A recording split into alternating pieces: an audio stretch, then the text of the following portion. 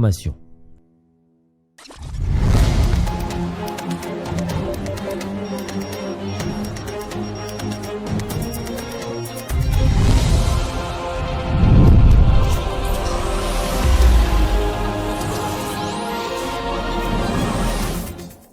Bienvenue dans ce journal de la mi-journée sur la RTVS1. Mesdames et messieurs, bonjour. L'État congolais est le seul responsable du conflit qui oppose les communautés Yaka et Teke. Jean Bosco Mambo, élu de Bagata dans la province de Kwilu, propose une piste de solution et invite le ministère de l'Action humanitaire à prendre en charge les déplacés et les victimes de ces violences, comme nous dit Patrick Kangakutu dans ce reportage. La situation sécuritaire dans le Grand Bandundu préoccupe l'élu de Bagata, Jean Bosco Mambo, qui lance un cri de détresse. Les populations qui fuient le plateau, qui fuient Kwamutu, viennent chez nous dans les villages frontaliers. Nous avons Kimpana, nous avons Fadiaka, nous avons Facila 1, Facila 2, nous avons Fambondo, tous ces villages-là, et il y a aussi une bonne partie à Bandundu-Ville. Et la situation est explosive, 4000 déplacés pour la province du Kwilu qui ne s'est pas préparée à ça, qui n'a pas d'infrastructure pour ça, et qui manque même de moyens pour ça. C'est une catastrophe au niveau national. Il faut absolument que les ministres des actions humanitaires, que les ministres des droits de l'homme, et qu'il y ait une commission très rapidement, une commission interministérielle pour régler cette affaire-là. Ces députés nationaux élus pour le compte de l'ECD proposent une piste de solution pour prévenir des conflits dans l'avenir. Nous pensons que l'État doit mettre de l'ordre. Il doit aller jusqu'au bout. C'est quoi? Il établit les titres de propriété des fermiers et il détermine, s'il veut créer une commission, qui crée des commissions, qui détermine les montants ou la hauteur de la redevance. Et la redevance ne doit pas appartenir seulement aux chefs coutumiers. La redevance appartient à la population autochtone par leur chef. La redevance, une partie doit aller au niveau du secteur, qui est aussi une entité décentralisée, qui doit avoir des recettes. Pourquoi les notables du coin ont mis du temps pour réagir? Jean Bosco Mambo justifie. Bon, en fait, comme je l'ai dit ici, c'est très facile d'accuser. Dans un pays où l'État exerce normalement des fonctions régaliennes avec sérieux et responsabilité, on n'a pas de services à demander aux notables. On n'a pas de services à demander aux notables. C'est l'État qui doit fonctionner normalement. L'État ne fonctionne pas, c'est pour ça qu'on cherche, à part l'État, qui d'autre est responsable, donc c'est les notables. C'est ça le vrai problème. Mais les notables, ils ne gèrent pas au quotidien les villages. Ils ne gèrent pas au quotidien les relations des fermiers. Les notables n'ont aucun droit légal. Il est fait de façon sociologique. C'est ça le problème. Donc le droit disparaît. La gestion légale et régalienne disparaît. Maintenant, c'est les relations personnelles. Le notable, il est du coin, qu'il connaît, il peut discuter.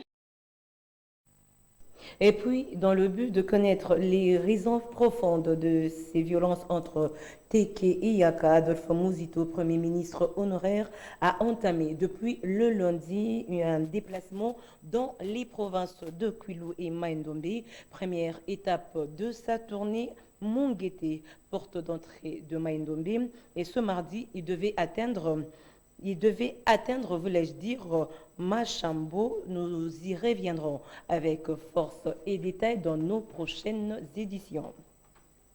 Et puis, Willy Bolio, député national, tire la sonnette d'alarme quant à ces violences entre Teke et Yakam. Il invite par ailleurs la population de ce coin à ne pas se laisser manipuler, comme nous le dit Fizaman Diango dans ce reportage. Le déplacé des Kwamout qui ont fui leur territoire pour Bolobo veulent se faire justice en cherchant à identifier les non-originaires pour se venger. Les députés nationaux Willy Bolio s'opposent à l'implantation des atrocités des Kwamout dans d'autres territoires. Il ne faudra pas importer les désordres qui se passent ailleurs. Je le dis parce que, principalement, j'apprends qu'à l'Ediba, les gens qui ont fui les atrocités à Kwamouth, qui sont venus en refuge là-bas, commencent à chercher à se faire justice en cherchant les non-originaires de Bolobo pour se venger. Je vous interdis de faire ça sur le territoire de Bolobo.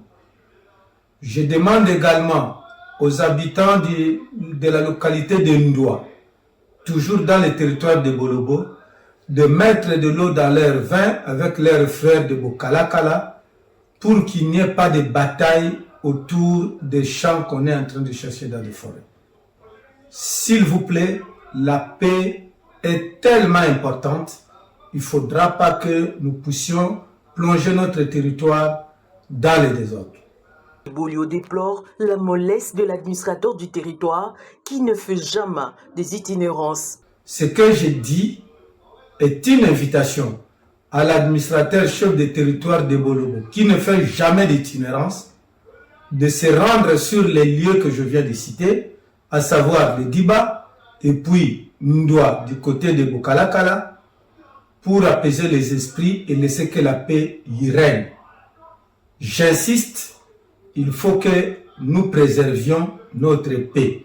Cet originaire de Bolobo demande à la population de ne pas se laisser manipuler par qui que ce soit et de ne laisser jamais et de laisser la charge de la sécurité au gouvernement congolais. Et dans le reste de l'actualité, empêcher Vital Kamerhe à tenir son meeting à l'est du pays, c'est refuser la paix en République démocratique du Congo. Tels sont les propos d'Eric Mana, cadre de l'UNC, parti cher à Vital Kamerhe, qui condamne avec la dernière énergie le comportement du maire de la ville de Goma, interdisant à ce que Vital Kamerhe puisse tenir son meeting, et il parle d'une simple intoxication. C'est ce que nous dit Laurette Bombangui dans ce reportage. Prévu pour ce lundi à Goma, le meeting de Vital Kamerhe, président de l'Union pour la nation congolaise, est avorté sur ordre du maire de la ville. Une décision qui n'enchante pas les militants et cadres de son parti, qui restent confiants quant à la tenue de cette activité qui s'inscrit dans le cadre de sa tournée à Mani. Et ce plan-là, c'est lui, si vous vous souvenez très bien à l'époque de M. Maloupé à son âme, c'est le président Vital Kamerhe qui était le responsable de cette structure-là qui était créée pour le retour de la paix à l'est du pays. Sur ce plan-là, il va le dévoiler à l'est. C'est vrai, il avait déjà présenté le plan pour dire qu'il va descendre à l'est et communiquer avec la population, communier avec cette population qu'il a soutenue pendant son incarcération et puis aussi donner son point de vue ou encore apporter son soutien au FRDC. Empêcher ce meeting, c'est refuser la paix dans la partie est de la République démocratique du Congo, laisse entendre Eric Nama, cadre de l'UNC. Si c'était vrai, on embarque encore un de ces lieutenants qui sont sur le terrain disant que non, lui aussi est contre cette descente-là. Donc vous voyez que ce sont des gens qui cherchent, qui ont peur de l'aigle de Wallonie. Ils ont peur du pacificateur. Vous allez comprendre que de l'aéroport jusqu'en ville, s'il y avait été interdiction, il n'aurait pas on n'allait pas monter le podium sous l'encadrement des militaires et des policiers.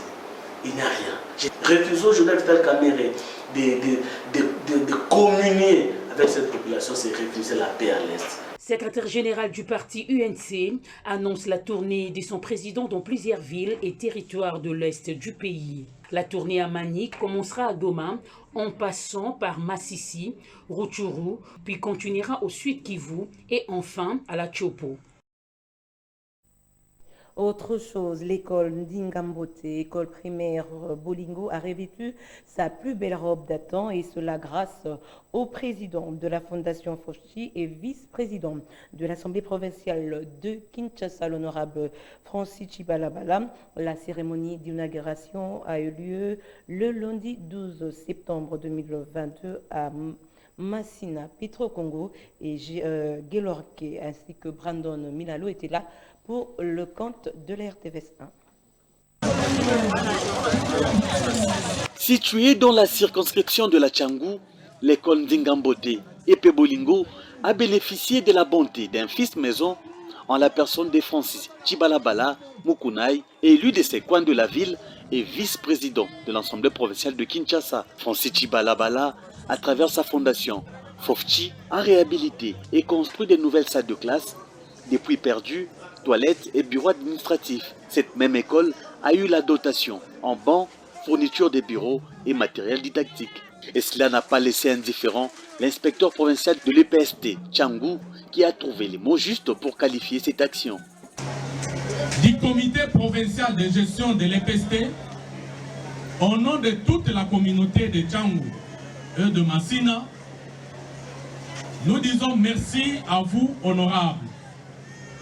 C'est une occasion pour nous aussi de demander à la communauté, surtout les parents qui auront envoyé les enfants dans cette école, que le vrai remerciement, c'est la façon dont cette école sera protégée. Vous avez, je peux dire, construit cette école.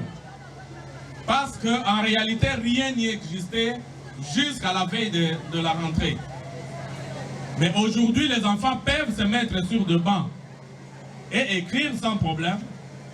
Les enfants peuvent être protégés contre toutes les intempéries. Il n'y aura plus de sortie de classe dès que la pluie s'annonce, comme ça se faisait avant. Maintenant, ils resteront dans leur salle de classe et suivre des cours sans difficulté, sans problème. Tout ça, c'est par rapport à votre grandeur de cœur. Le bienfaiteur Francis Chibalabala, vice-président de l'Assemblée provinciale de Kinshasa, revient sur la motivation qui est d'accompagner la vision du chef de l'État, Félix-Antoine Tshisekedi Tshilombo, dans le volet éducation, avant d'inviter le bénéficiaire d'en faire bon usage. Mesdames et messieurs, l'idéal de voir tous les enfants du Congo étudier est le cheval de bataille du président de la République, chef de l'État, Félix-Antoine Tshisekedi Tshilombo, qui ne ménage aucun effort pour soutenir l'enseignement et tout le système éducatif congolais. Je ne pourrais terminer mon propos sans vous inviter à faire bon usage de votre école réhabilitée et qui en ce jour est revêtue de la nouvelle robe. J'invite également les élèves de l'Institut du Nambote et P1 Bolingo à prendre soin de l'école telle que réhabilitée pour qu'ils puissent étudier dans les conditions idéales. Aux parents ainsi qu'à mes électeurs de la commune patriotique de Massina. Une cérémonie qui a connu la participation des autorités politico-administratives de ces coins de la capitale, de membres de l'Union pour la démocratie et les progrès sociaux et tous les mouvements qui soutiennent l'honorable Francis Chibalabala. Et pour finir, on va parler de la pénurie du carburant dans la ville-province de Kinshasa. Le ministre des Hydrocarbures a annoncé le retour à la normale dans le processus de la distribution avec 1300 mètres cubes par jour mis sur terrain.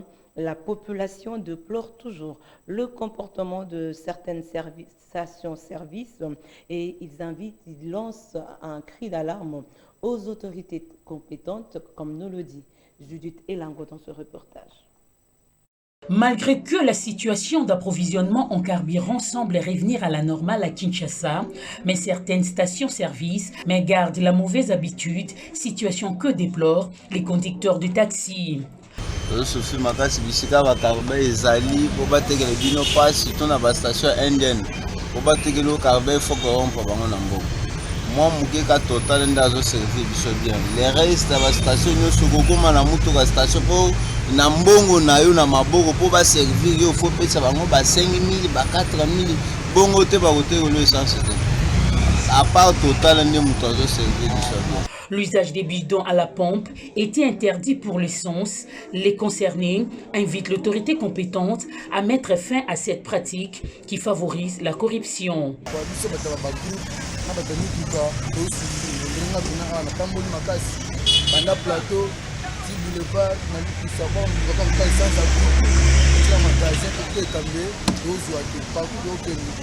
baotekela biso te babibido moyete oyo sikoyo yango moi naozonga nakumbaka groupe na chariot mpona tina poke sasi aboyi bido mama mais sikoyo lelo mpena namoi ndenge ezalaki liboso na ndenge ekomeli sikoyo mpena mwa température mpena echange po mpena mwa mpe limba pene emonani pamituka mpena ndenge ezalaki mpena mbuteyage mbe sikoyo mpena mwa mpe mpena esansi pene emonani sikoyo esenga tokende kaka boye moko aza baresponsabilité ya biloko wana mpo eza pose ezo ya sila il faut aexplike biso normal vérité nde fo ezala toyebi te omona parfois dans 2 ou 3 jours ozomona so mouvement oyo sikoyo eza nini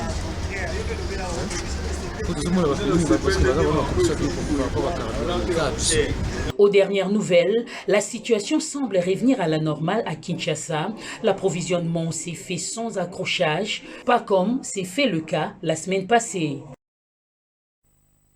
Ainsi prend fin ce journal de la mi-journée sur les RTVS1. Prenez rendez-vous à 19h avec ma consoeur Laurette Bombangui. D'ici là, restez en compagnie de nos programmes.